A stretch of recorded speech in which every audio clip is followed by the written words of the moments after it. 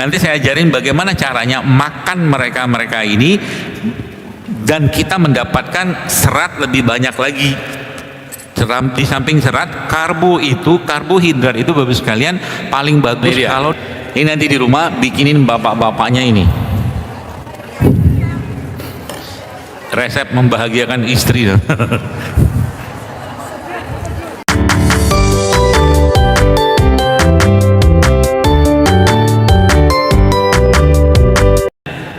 Nasi ini sedikit kita bahas. Ini semua saya jelaskan. Kita dari tadi katakan ngomongin tentang pankreas, insulin, tapi kalau kita nggak membatasi ini dan nggak tahu cara mengelolanya dengan baik supaya dia masuk ke tubuh kita tidak menyebabkan gula darah kita naik, ya berantakan lagi. Antara misalkan ya, saya coba jelaskan sedikit per umbi-umbian ini. Salah satu umbi yang paling rendah itu, rendah apanya? Rendah indeks glikemiknya itu ini jagung, bukan umbi ya, tapi jagung, anggaplah jagung. Ini namanya beda cerita. Ini masih tinggi serat, ini nggak ada serat, hampir-hampir hilang seratnya.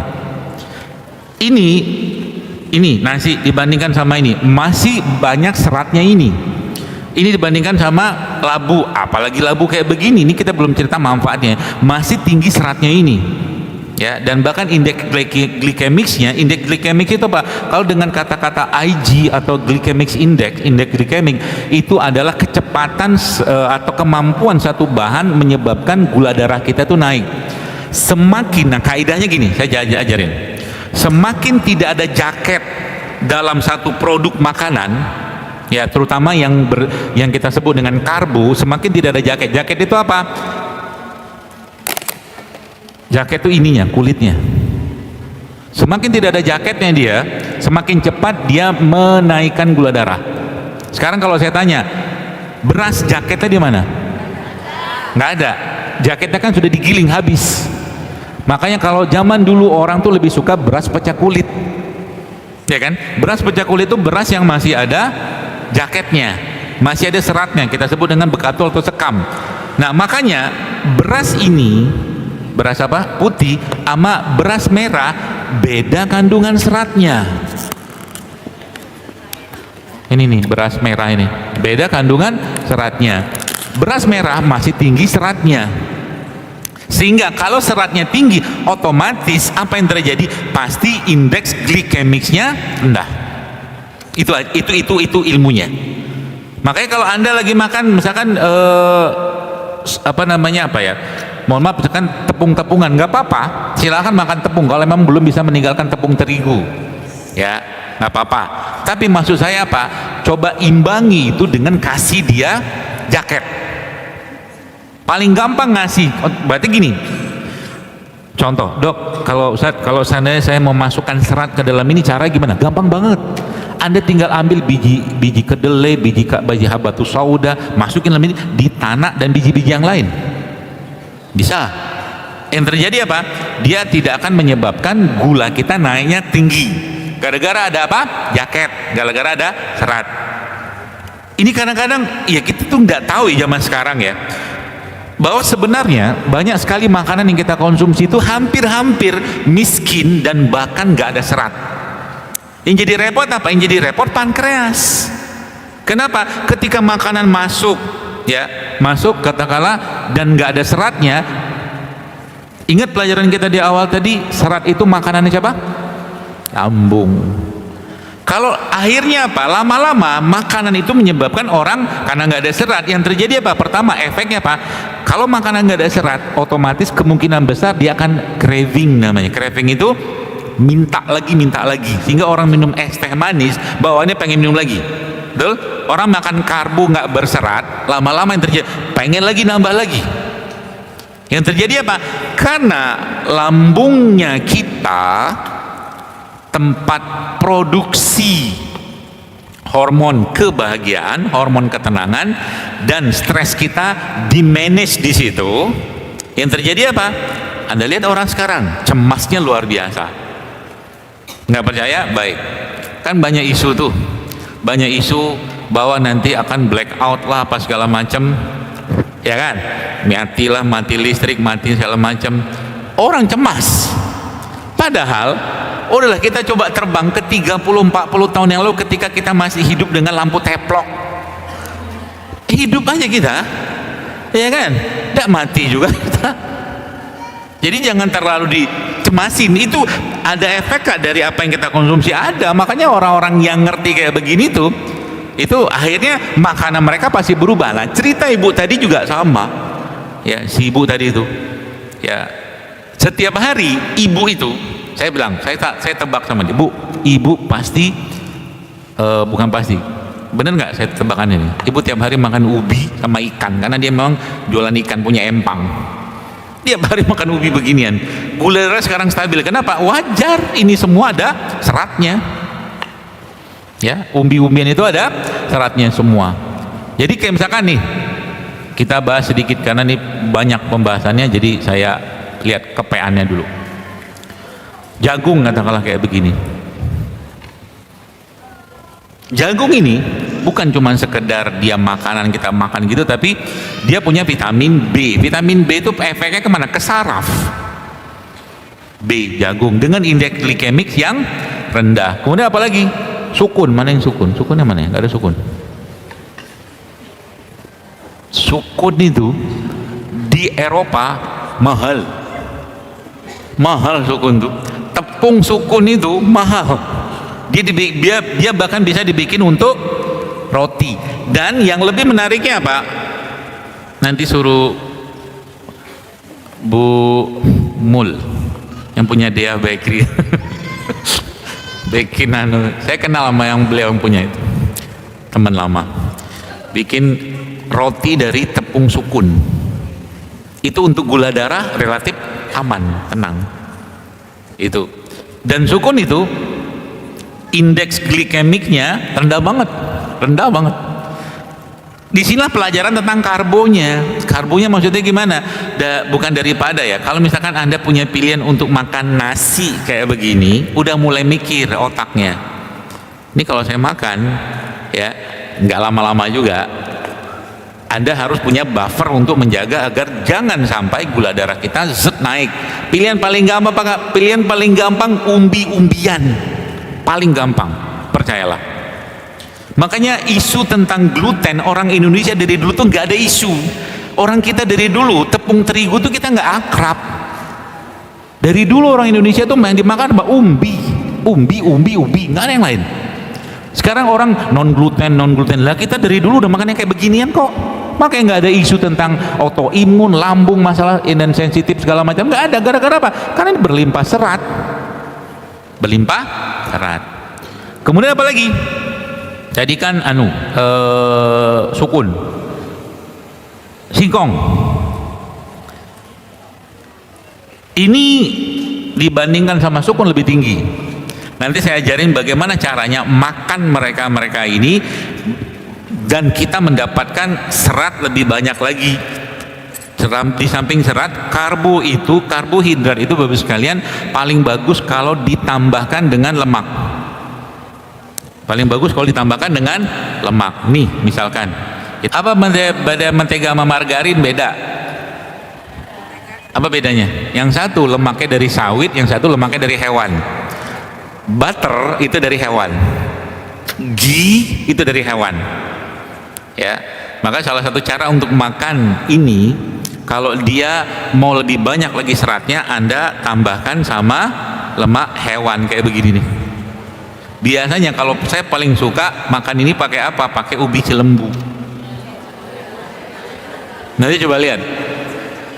Ubi cilembu salah satu ubi ya yang tinggi sekali, bukan tinggi banget ya, tinggi lah.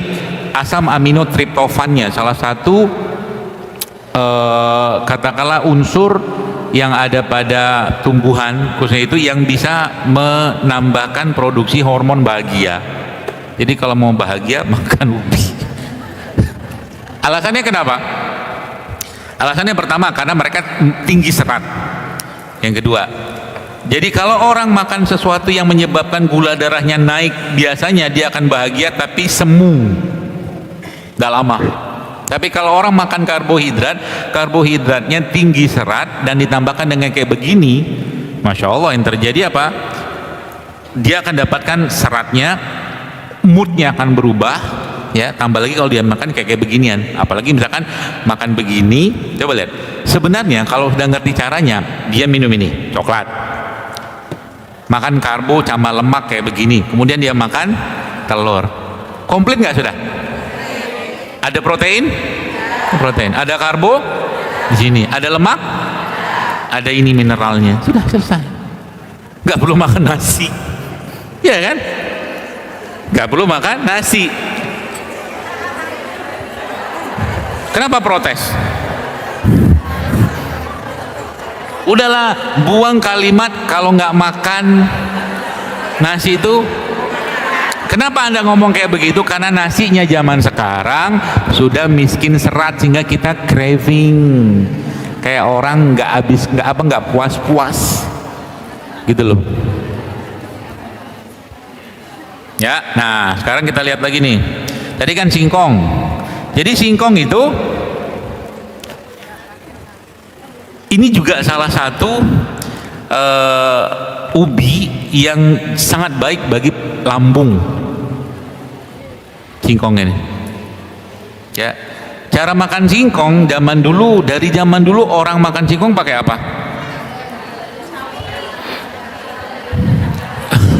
Sambal, ya bener sambal. Satu lagi apa? Kelapa. Sekarang saya tanya, kenapa ditambah kelapa?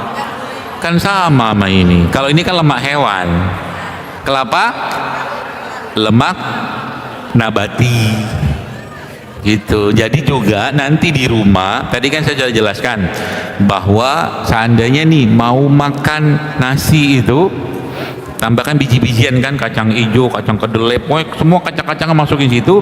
Kalau nasi masih kayak begini ya.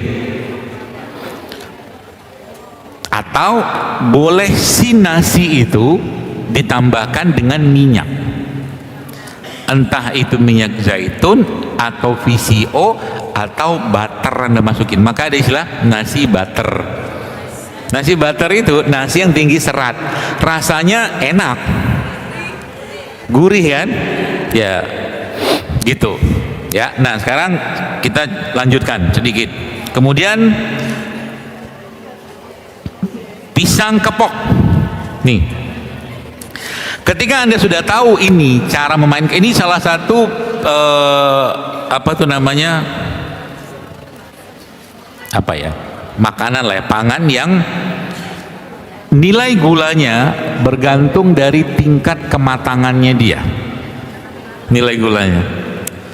Berarti kalau mau tidak terlalu tinggi dan seratnya juga masih cukup tinggi, maka kalau mau kukus ini, kukuslah yang agak-agak mengkel, itu tinggi seratnya dan dia juga bisa membantu meregulasi gula darah.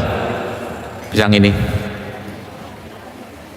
berarti misalkan nih, oke, ini contoh ya, contoh aplikasi ilmu. Contoh, Anda mau joggingnya atau mungkin maratonnya agak jauh, berarti yang Anda makan pisang kepok atau pisang yang setengah matang atau agak mengkel misalkan, atau pisang yang matang.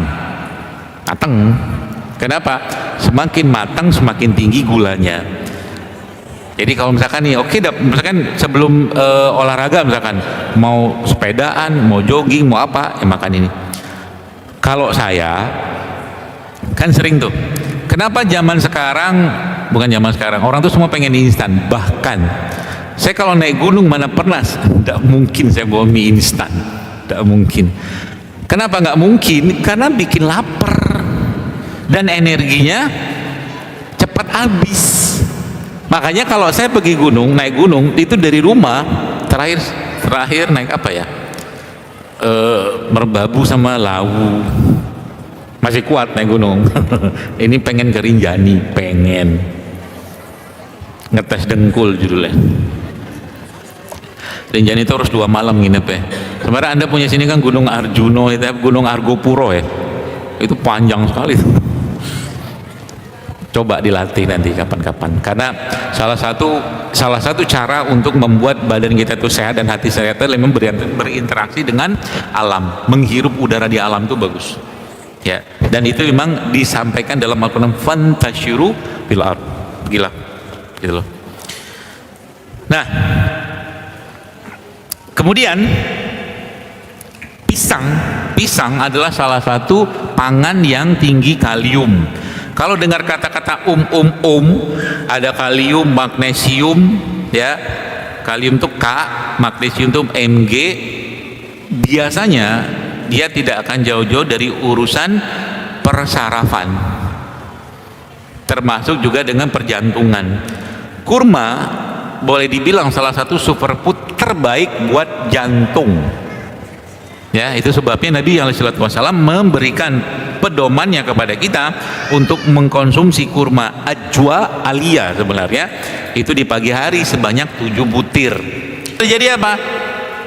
Saya tidak tahu apakah ada hubungan atau tidak dengan mereka punya apa namanya sikap, tapi zaman sekarang tuh gampang banget keluar kata-kata yang tidak benar, gampang maki segala macam. Saya kalau dalam perspektif pangan yang saya pahami juga pasti ada hubungan sama itu ya. Karena apa? Karena orang yang sudah namanya mindful eating apa? Dia memakan sesuatu itu ada tujuan.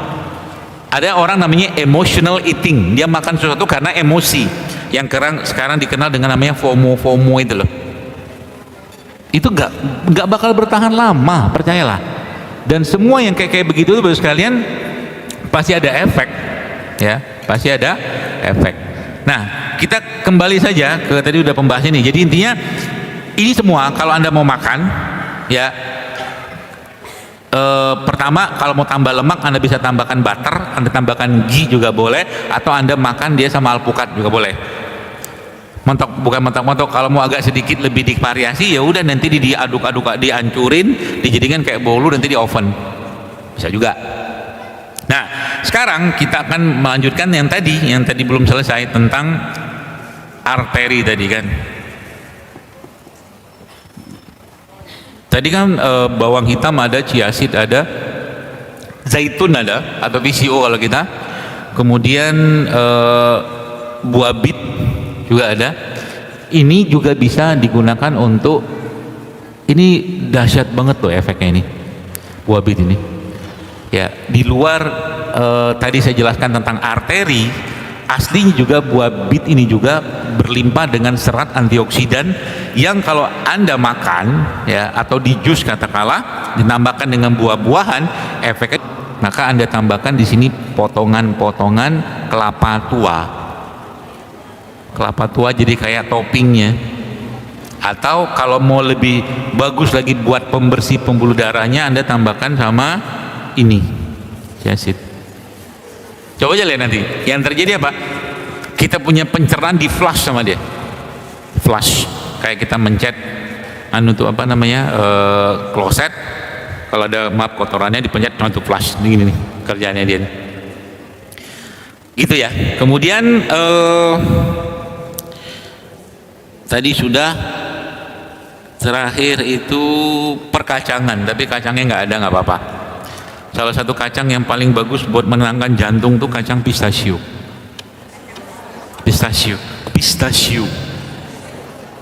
Nggak ada kacangnya.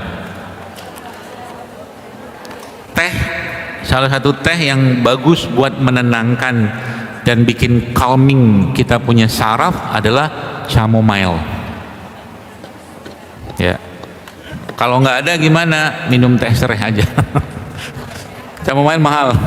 Saya pun kadang-kadang beli, kadang-kadang enggak, karena mahal harganya. Pakai versi kita aja. Contohnya ini, serai. Nah, yang saya mau jelaskan ini adalah beberapa resep-resep yang lain. Ya, contohnya ini. Ini adalah mana dia?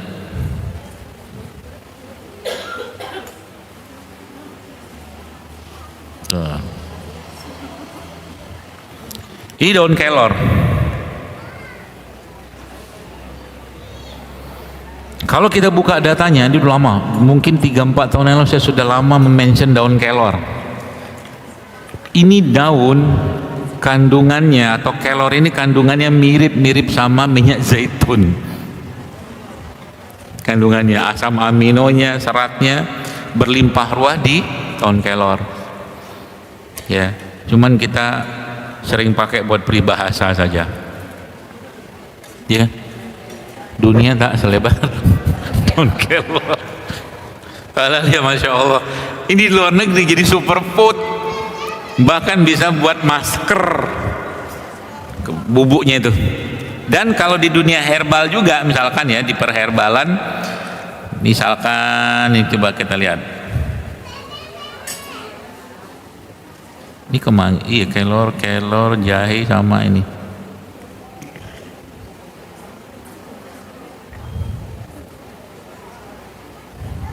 Ini kelor sama serai sama jahe,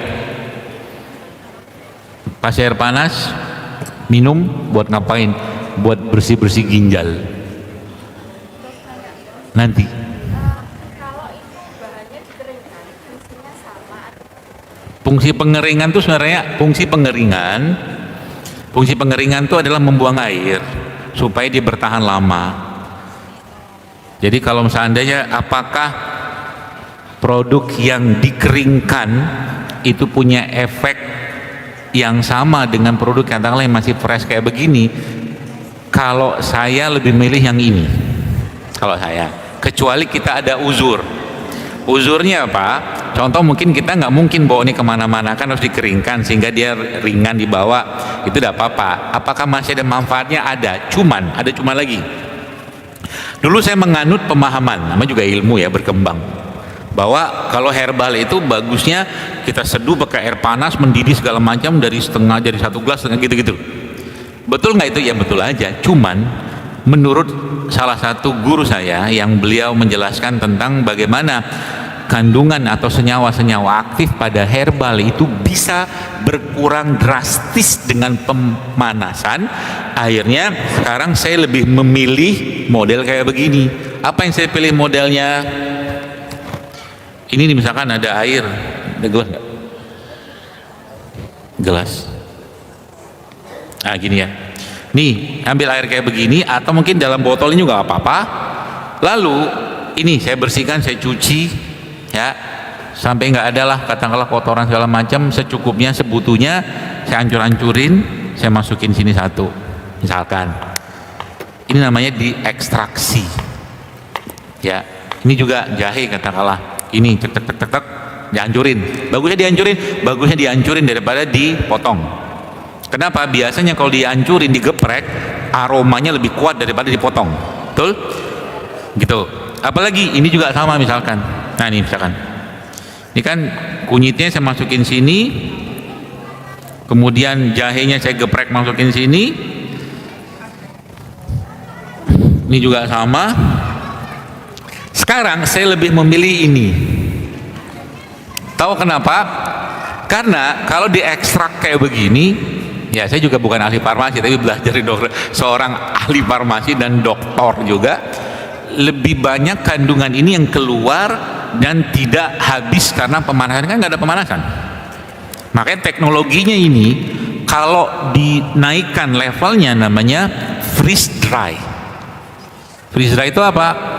Dia dibekukan sampai minus 60 derajat. Tapi yang terjadi apa? 1 ton, misalkan saya mau ngambil daun kelor ini 1 ton, kalau kita ambil dan dijadikan freeze dry, 1 ton ini cuman akan jadi 1 kilo aja.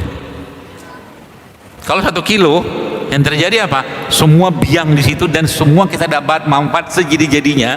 Anda bayangin 1 ton jadi 1 kilo. Makanya itu yang teknologi itu yang kami sekarang pakai, tapi belum kita rilis di herbalnya itu, sehingga kenapa freeze dry itu bisa lebih cepat kerjanya, karena memang molekulnya jadi kecil gitu loh.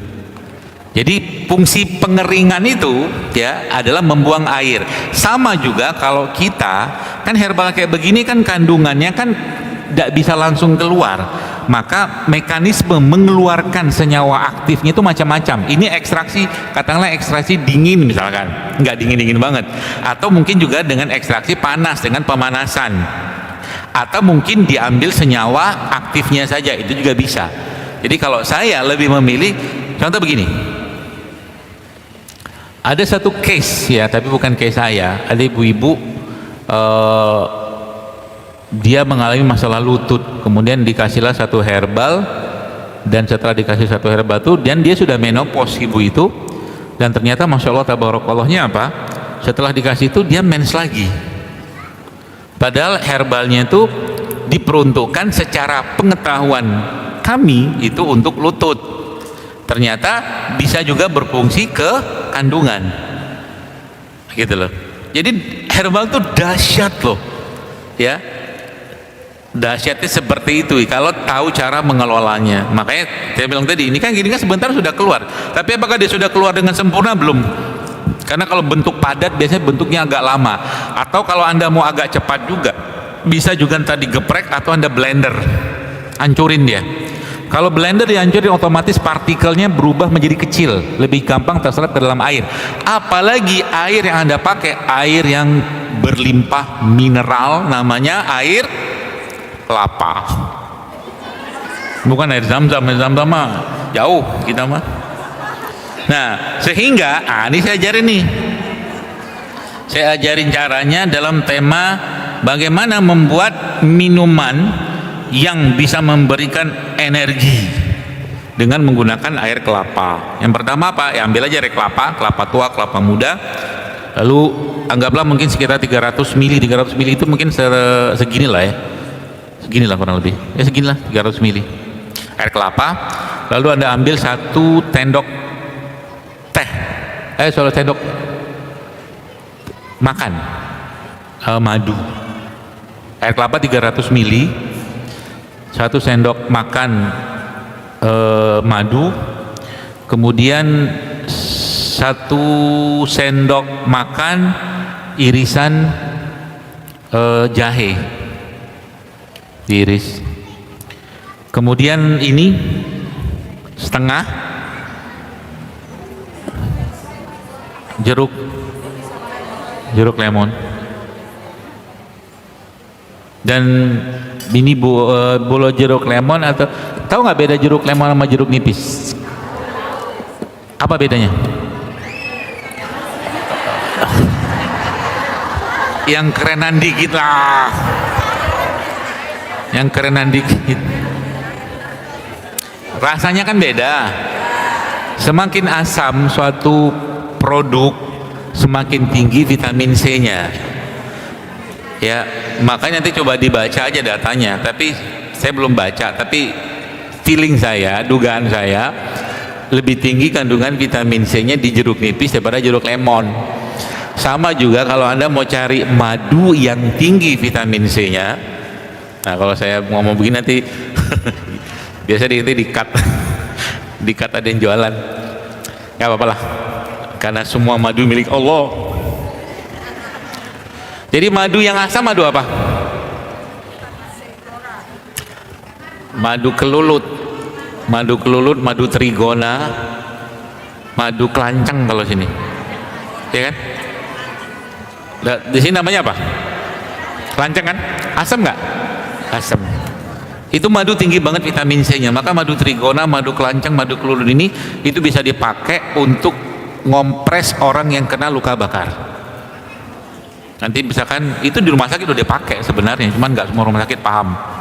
Jadi luka bakarnya itu karena tingginya vitamin C-nya dia mempercepat penyembuhan luka. Ya, itu madu. Nah, tadi sudah air kelapa, kemudian ada jahe, ada madu, kemudian ada lemon, sedikit tambahkan sama ini garam. Boleh pakai ini atau garam ini. Mana garam kita tadi? Ini bukan garam Himalaya, ini garam lokal. Dibuat dari apa ya ini? Kok lupa saya. Ibu mau nyobain, ini rasanya gurih dan bukan dari air laut. Bukan. Dan bikinnya cuman pakai bambu doang. Ibu coba, maaf, ibu coba nyobain garamnya sama coba ini, nanti dibagi-bagi deh.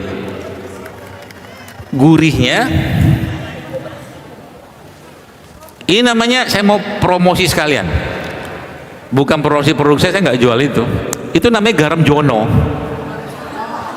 Jono bukan nama orang, jadi garam Jono itu garam ini, coba ini nih, ambil dikit. Garam Jono itu dari suatu kota desa namanya Jono di Grobogan. Rasanya lebih gurih dibandingkan bahkan garam Himalaya.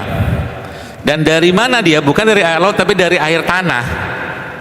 Yang nanti di kalau salah pakai dengan sinar matahari, dipakai bambu gitu nggak salah. Itu sekarang saya suka pakai itu, garam Jono. Ya. Di online ada yang jual itu. Dan garam salah satu, sampai belakangnya puterin. Saya ajarin, garam itu paling enak kalau Anda makan sama buah apa? Semangka. Semangka itu dicocol pakai garam, Allahu Akbar. Rasanya pol enak.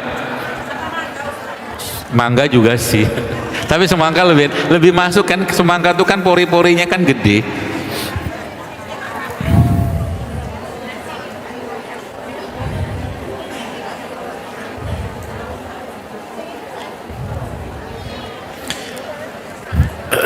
Jadi gitu. Tadi sampai mana pembahasan kita? Ini sudah, itu sudah, oh ini lagi. Jadi, ini dia. Ada beberapa jenis lemak yang Bapak Ibu sekalian bisa pakai ya. Lemak terutama buat goreng. Yang pertama itu bukan goreng aja, numis pakai zaitun. Pilihannya ya. Jadi di rumah, dokter di rumah pakai nggak pakai? Saya di rumah kalau goreng, kalau pengen tetap goreng biasanya saya pakai minyak kelapa. Pertama pakai minyak zaitun, yang kedua pakai minyak kelapa, yang ketiga pakai telo. Ya. Yang keempat pakai ghee atau pakai butter, udah cukup. Itu lemak semua itu. Dan lemaknya semua sehat. Ya.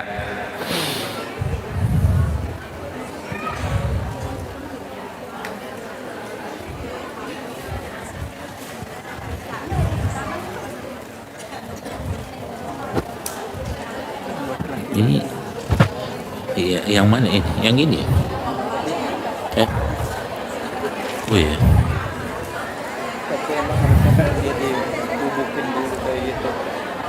Emang ini ada pinang? Ada pinangnya?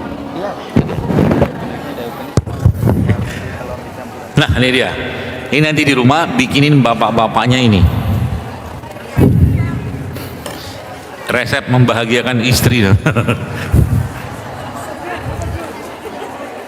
Ini isinya ada buah pinang muda, ada jahe merah. Nah, inilah ini. Kemudian ada, ini belum dimasukin ininya, kuning telurnya.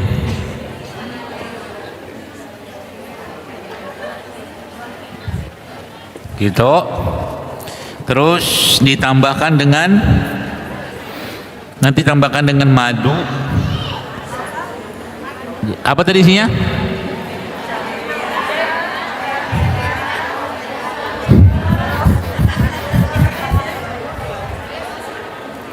Jahe merah, pinang muda, madu, sama susu. Dia buah pinang muda, jahe merah, susu, sama madu, sama kuning telur. Ya? Susu kambing. Kan sponsornya susu kambing. Ya, susu mana aja. Susu, pokoknya susu tawar aja. Ya. Minum. Atau, ini dia nih.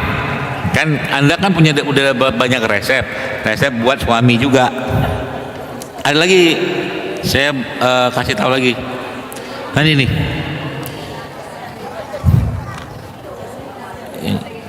Udah bikin. Dia itu nggak ada cabenya, nggak ada. Oh iya. Dan catat, nanti bikin di rumah.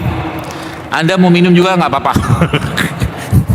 Tapi ini rasa bikin garang. Yang pertama isinya lengkuas. Lengkuas. Gak ada barang di sini. Kemudian lengkuas jahe merah. Lengkuasnya berapa banyak? 50 gram. Ya, sejempol lah. Jahe merah atau jahe emprit. Kemudian temulawak 25 gram. Ya, sekelingkingan lah. Kemudian cabai Jawa 5 gram.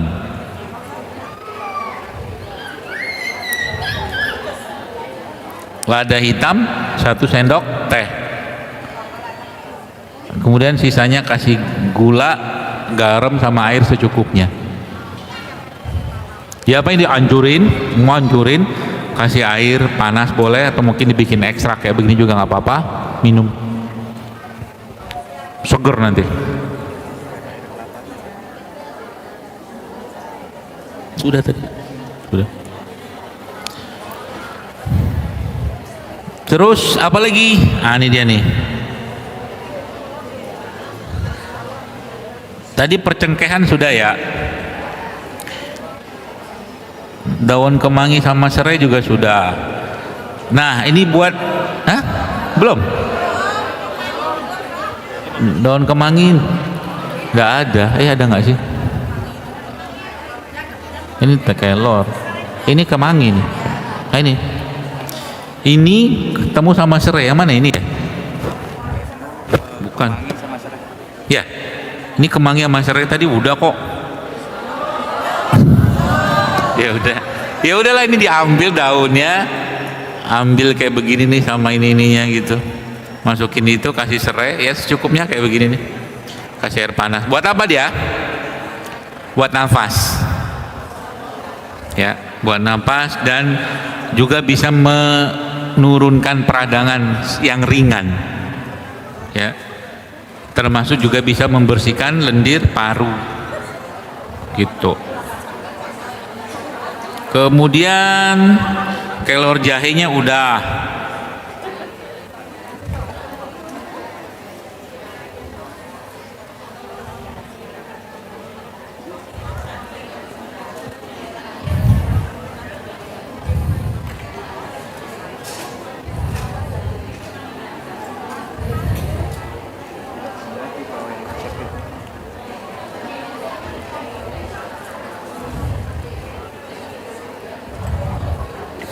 Terus ada lagi namanya daun pegagan. Daun pegagan. Atau ya, tahu kan pegagan? Itu pegagan adalah lalapan yang tinggi dengan omega 3-nya yang bisa buat menguatkan jantung sama otak.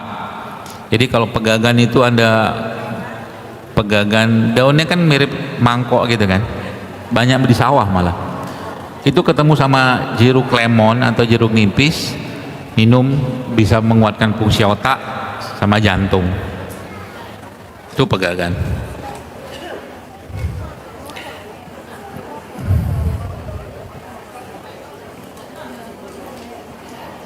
Kemudian, nah ini dia. Ada satu, saya nggak tahu ada apa nggak ya, yang si halba itu. Halba ada? Nggak ada.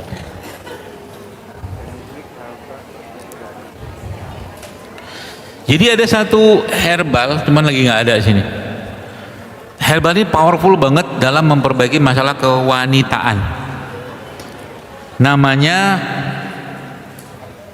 klabet.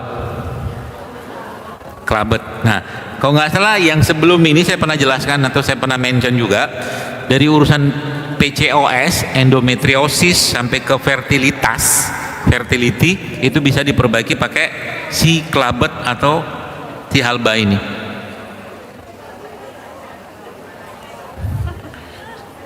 Sudah tahu halba? Coba lihat di handphone. Tulis saja kelabet atau halba. Bentuknya kecil-kecil ya.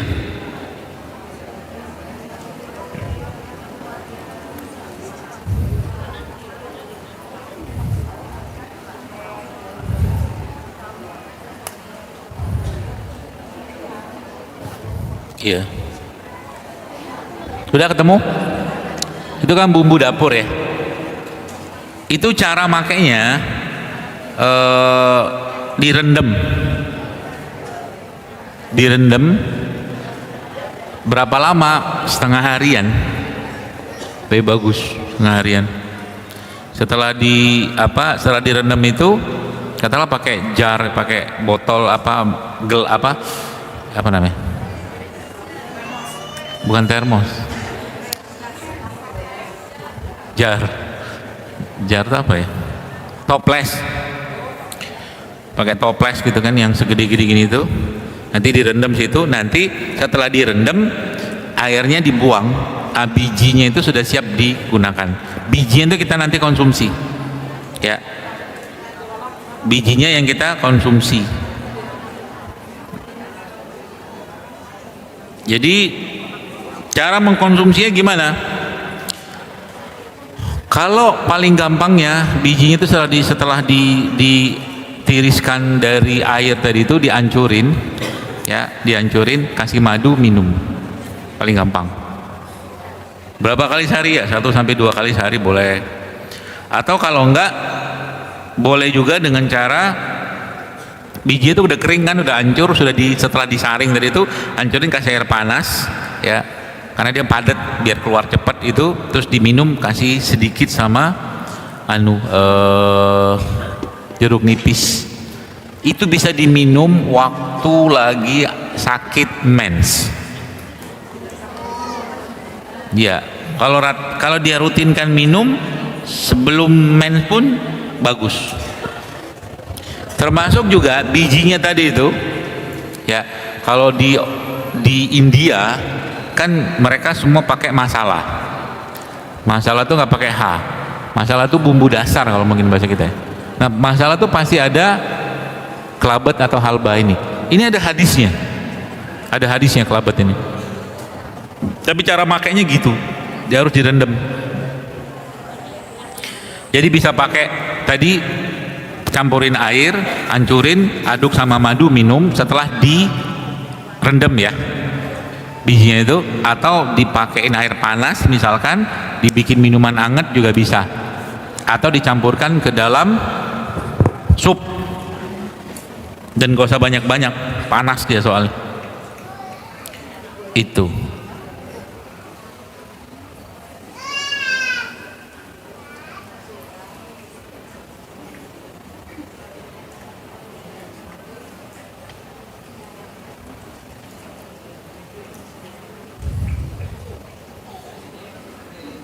Nah, termasuk kelabet itu ketemu dengan cengkeh. Bisa Anda pakai buat masalah kewanitaan juga. Kelabet ketemu dengan cengkeh. Si fenugreek, kalau nanti lihat kan bentuknya kayak bipolen ya, kecil dia. Itu juga bisa dipakai buat ini, buat kewanitaan, fenugreek. Di samping resep lamanya yang pernah saya sampaikan itu adalah menggunakan kunyit. Tapi kadang-kadang nggak semua orang dengan kunyit cocok. Ya, kunyit, sunyit, serai, jeruk nipis. Nih.